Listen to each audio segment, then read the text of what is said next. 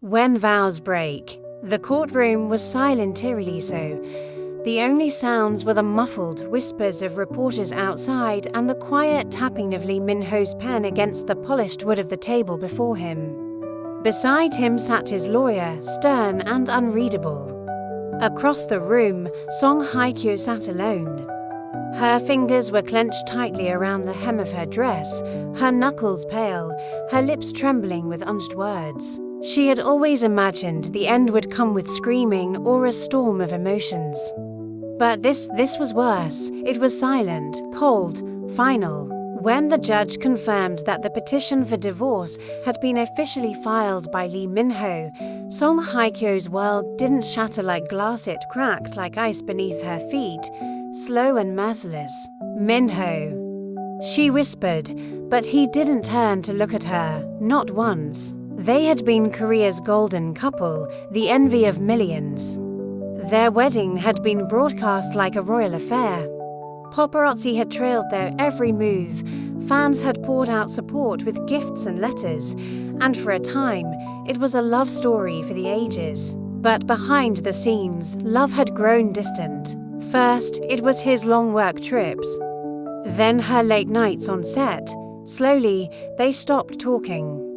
Then they stopped listening. And then came her Kim Go-yoon, a name Hye-kyo had once brushed off as a harmless industry rumor now echoed in every sleepless night she had spent alone in their grand but hollow apartment. Still, she had hoped he would return to her.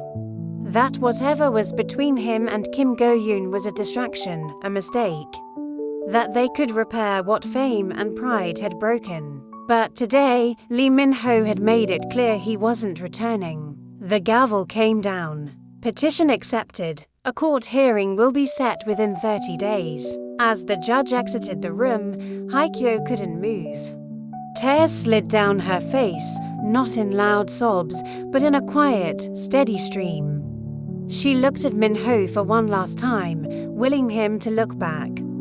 Begging silently, but he was already standing, already leaving. Her voice cracked, barely audible. "You didn't even say goodbye." He paused just for a second, then walked out. The moment he disappeared, a camera flash went off outside the courtroom door. The world would see her heartbreak, her tears, her fall from grace.